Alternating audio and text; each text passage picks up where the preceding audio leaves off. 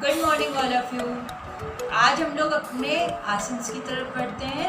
चलिए, आज हम लोगों का जो पहला आसन है वो हम लोगों का है वीर्यासन। वीर्यासन की स्टार्टिंग पोजीशन हमारी क्या होती है?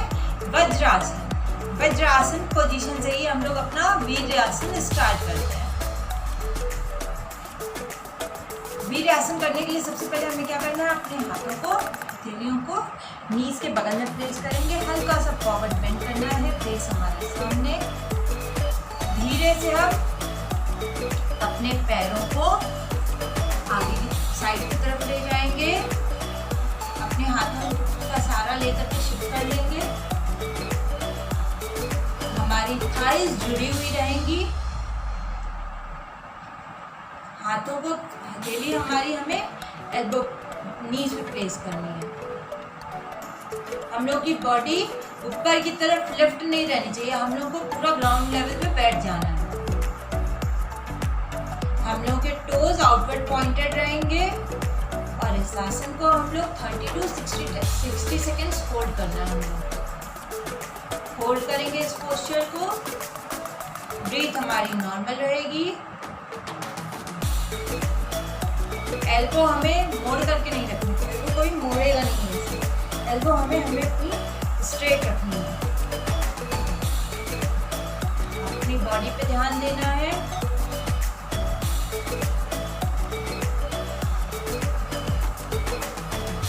जब वापस आने के लिए, अब हमको वापस आना है, हमें सबसे पहले क्या करेंगे? अपने हाथों को नीज के बगल में प्लेस करेंगे और फॉरवर्ड बेंड होते हुए वापस से हम लोग वज्रासन में आ जाएंगे और नीज अपनी जोड़ लेंगे।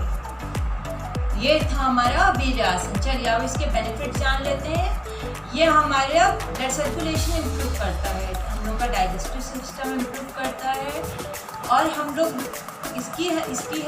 इस आसन को करने से हम लोगों की थाइज मसल्स इम्प्रूव होती हैं। हम लोगों के लेग्स टोन्ड अप होते हैं और हमारा डाइजेस्टिव सिस्टम इसको करने से इम्प्रूव करता है। हम लोग जो भी खाते हैं वो इजी डाइजेस्ट हो जाता है। चलिए, अब हम लोग अपना नेक्स्ट आसन करते हैं। नेक्स्ट आसन है हमारा गौमुख आसन। गौमुख, जैसा कि उसके नेम से ही पता चल रहा है, मतलब काउ फेस। गो मतलब क्या होता है? गाय। मुख मतलब फेस होता है। देन इसका नाम गाय से ही उससे लिया गया है। चलिए, हम लोग करते हैं गौमुख आसन। गौमुख आसन करने के लिए क्या करना है? हमें सबसे पहले लॉन्ग सिटिंग पोजीशन पे आना है। हाथों को करते हुए पैर सामने खोलेंगे। राइट लेग ऊपर रखते हुए करेंगे। हाथों को पहले पीछे रखना है। राइट लेग ऊपर रखते हुए करेंगे। पहले राइट लेग को उठा करके लेफ्ट साइड पे ले आते हैं और लेफ्ट लेग को सबसे पहले लेफ्ट लेग को फोल्ड करेंगे। टोज हमारे आउटवर्ड पॉइंटेड रहेंगे। देन राइट लेग को पीछे ले जाएंगे जितना जा सकता है। ये हम लोगों का सिटिंग पोस्चर। कैसे हम लोग बैठेंगे इसका ये हो गया। हम लोग के पैरों की पोजीशन कैसे रहेगी? टोज पॉइंटेड रहेंगे। ये हो गया। चलिए, अब हम लोग अपने हैंड्स की पोजीशन को देखते हैं। हम लोगों को इस पे अपना हैंड्स कैसे रखना है। हाथों को करने के लिए क्या करना है? हमें सबसे पहले अपना हाथ ऊपर उठा करके लेके जाना है। राइट हैंड, राइट लेग हमारा ऊपर है तो हमें अपना राइट हैंड ऊपर लेकर के जाना है। ये हाथ एल्बो जो है हमें अपने सर के पीछे रखनी है। ये पॉइंटेड रहेगी। फोल्ड किया, ये बाहर नहीं दिखनी है, सर के पीछे ही आएगी। और अब हमको क्या करना है? लेफ्ट हैंड जो हमारा है उसको पीछे लेके जाएंगे और अपने दोनों हाथों को होल्ड करना है। फेस अपना हमें सामने रखना है। दोनों हाथों को जोड़ करके रखेंगे हम लोग। होल्ड करेंगे इस आसन को 30 to 60 सेकेंड्स। वापस आएंगे। ये याद रखना है कि हमें हमारे दोनों हाथ एक दूसरे से टच होंगे। चलिए, अब वापस आते हैं। सबसे पहले लेफ्ट हैंड, देन राइट,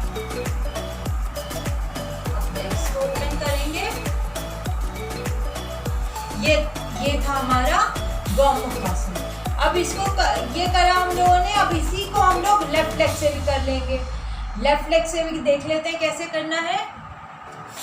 सबसे पहले हम लोग उस पर राइट लेग फोल्ड करके, जब पैर ऊपर रखना था तो राइट लेग ले गए थे, अब इस पर लेफ्ट लेग को फोल्ड करके ऊपर रख लेंगे। देन राइट लेग पीछे ले जाएंगे। अब हम लोगों को क्या करना है, लेफ्ट हैंड सबसे पहले ऊपर लेके जाना है और राइट हैंड को पीछे से लेके जाना है। राइट हैंड नीचे रहेगा, left hand upper side, hold करेंगे इस पोस्चर को। इसको हम लोगों को होल्ड करके रखना है 30 to 60 सेकेंड्स। जैसे हम लोगों ने इससे पहले वाले में भी देखा कि हाथों को कैसे हम लोगों ने होल्ड किया है, राइट और लेफ्ट को, राइट हैंड से लेफ्ट हैंड को, वैसे ही हम लोगों को लेफ्ट हैंड से राइट हैंड को होल्ड करके रखना है। ठीक, अब वापस आते हैं, हाथों को साइड से नीचे, लेग ओपन करेंगे, लॉन्ग सिटिंग पोजीशन पे बैठेंगे। ये हमारा गौमुखासन है। चलिए इसके बेनिफिट्स जान लेते हैं। इसको करने से हमारी फ्लेक्सिबिलिटी इंक्रीज होती है। हम लोग बाकी क्वेश्चंस की अपनी जनरली फ्लेक्सिबिलिटी की एक्सरसाइजेस करते हैं, हम लोग अपने हाथों को फ्लेक्सिबल नहीं देखते हैं, ज़्यादातर हम लोग उसकी एक्सरसाइजेस नहीं करते, बहुत कम करते हैं। तो इसको करने से हम लोगों को फ्लेक्सिबिलिटी हम लोग की इससे इंक्रीज होती है। हम लोग की राइट हैंड जितना यूज होता है उतना लेफ्ट हैंड नहीं यूज होता। इसको करने से हमारे दोनों हैंड्स की रेंज जो है इंक्रीज होगी और हम लोग की थाई मसल्स टोन्ड अप रहेंगी। चलिए अब हम लोग अपना नेक्स्ट आसन करते हैं। नेक्स्ट आसन है हमारा अधोमुख शवासन। नेक्स्ट आसन हमारा जो है वो है अधोमुख शवासन। चलिए अधोमुख शवासन, शवासन हम सब लोगों ने किया है। चलिए अब हम लोग आज देखते हैं अधोमुख शवासन। अधोमुख शवासन करने के लिए हमको क्या करना है, अधो मतलब क्या होगा, हाथ। चलिए क्या करना है, हम लोग को स्टैंडिंग पोज पे आना है। स्टैंडिंग में आने के बाद हम लोग को फॉरवर्ड बेंड करना, अपने हाथों को नीचे की तरफ और हथेली से आगे की तरफ बढ़ना है। सर अंदर रखेंगे, हथेली हमारी ग्राउंड से टच रहेगी। अपनी हील और टोल दोनों ग्राउंड से हमें टच रखना है। हमें अपनी नीज बेंड नहीं करनी है। ये हमारा इन्वर्टेड वी का पोस्चर भी कहलाता है। इस पोस्चर को हम लोग इन्वर्टेड वी भी बोलते हैं। होल्ड करेंगे हम लोग इस आसन को 30 to 60 सेकेंड्स। नीज हमें स्ट्रेट रखनी है, बॉडी बैलेंस, हमें मूव नहीं कराना इधर उधर अपनी बॉडी को।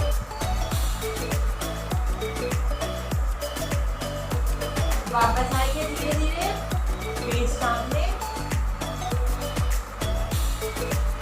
वापस आएंगे। ये है हमारा अधोमुख शवासन। अधोमुख शवासन के चलिए बेनिफिट जान लेते हैं। इसको करने से जैसा कि हमने देखा कि हम लोग अपने शोल्डर पे और अपने लेग्स पे अपने वेट को बैलेंस कर रखे थे। तो हम लोग को अपना इसमें सबसे पहले तो एक चीज जान लेना है, 50-50 वेट जो है, 50% अपना वेट, बॉडी का वेट जो है अपने हैंड्स पे देना है और 50% बॉडी वेट अपने लेग्स पर, जिससे कि बॉडी बैलेंस रह सके, गिरे नहीं।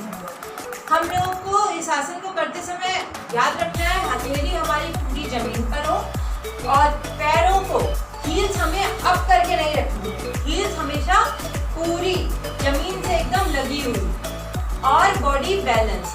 ठीक, इसके बेनिफिट में हम लोग जान लेते हैं कि हम लोग जब इसे करेंगे तो हम लोग की इसको करने से शोल्डर स्ट्रेंथ इंप्रूव होगी। हम लोग की जितनी भी मसल्स हैं, लेग की मसल्स हैं, वो सब स्ट्रेंथ आएगी उनमें। हम लोग की शोल्डर, हम लोग का वेट उठाने की क्षमता इंक्रीज होगी। ठीक है, चलिए अब हम लोग अपने नेक्स्ट आसन की तरफ बढ़ते हैं। नेक्स्ट आसन है हमारा उत्तानासन। ये आसन हम लोग का जो है उत्तान आसन है, इसको कई जगह उत्तान पाद आसन भी बोला जाता है। चलिए, उत्तान आसन हम लोग का फॉरवर्ड बेंडिंग में है। हम लोग जैसे फॉरवर्ड बेंडिंग अपनी पश्चिम उत्तान आसन में करते थे, वो हम लोग लॉन्ग सिटिंग पोजीशन पे करते थे। इस उत्तान पाद आसन को हम लोग कैसे करेंगे? स्टैंडिंग पोजीशन पे रहेगा, सब कुछ सेम टू सेम वैसे ही। चलिए देख लेते हैं क्या करना है हमें। अपने पैरों को जोड़ करके सीधा खड़े हो जाएंगे, फेस हमारा सामने रहेगा, हैंड्स हमारे साइड पे। धीरे धीरे हाथों को सांस अंदर की तरफ लेते हुए हाथों को ऊपर रेज करना है, हाथ ऊपर जाएंगे। उसके बाद बेंड फॉरवर्ड, एक्सेल करते हुए फॉरवर्ड बेंड करना है। ये याद रखना है कि हमें अपनी कमर से मुड़ना है। घुटने हमें सीधे रखते हैं,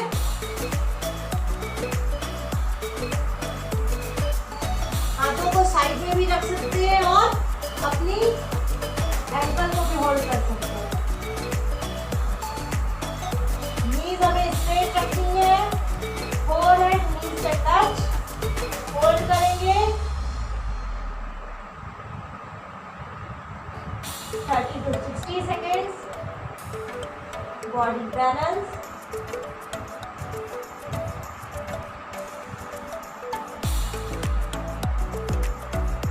वापस हटके धीरे धीरे।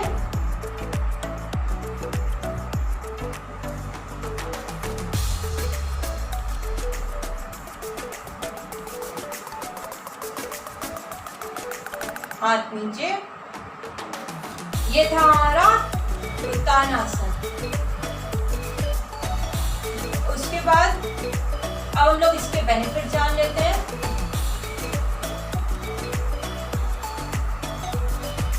ये हमारी बॉडी को बैलेंस बहुत अच्छे तरीके से करता है। हम लोग स्टैंडिंग पे भी इसमें अब बॉडी बैलेंस करते हैं। हम लोग उसमें सिटिंग पे करते हैं, फॉरवर्ड बेंडिंग इंक्रीज होती है, हम लोग की इसका स्टमक और इसका रेंज कम होता है। हम लोग ऐसे बेंड नहीं कर पाते ना, हम लोग की स्पाइन जो है फ्लेक्सिबल होती है इसके थ्रू। और हम लोग की हैमस्ट्रिंग मसल्स, जो हमारे हैमस्ट्रिंग मसल्स होती हैं, काफ मसल्स होती हैं, वो स्ट्रेंथन होती है। और हम लोगों की इसको करने से हम लोग अपनी थकान, हम लोग का जो फटीग होता है वो रिमूव हो जाता है। और हम लोग जो चिड़चिड़ाहट होती है या गुस्सापन आता है, वो सब इसको करने से हम लोग भूल जाते हैं, रिमूव हो जाता है। हम लोग को इसको करने से गुस्सा नहीं आता।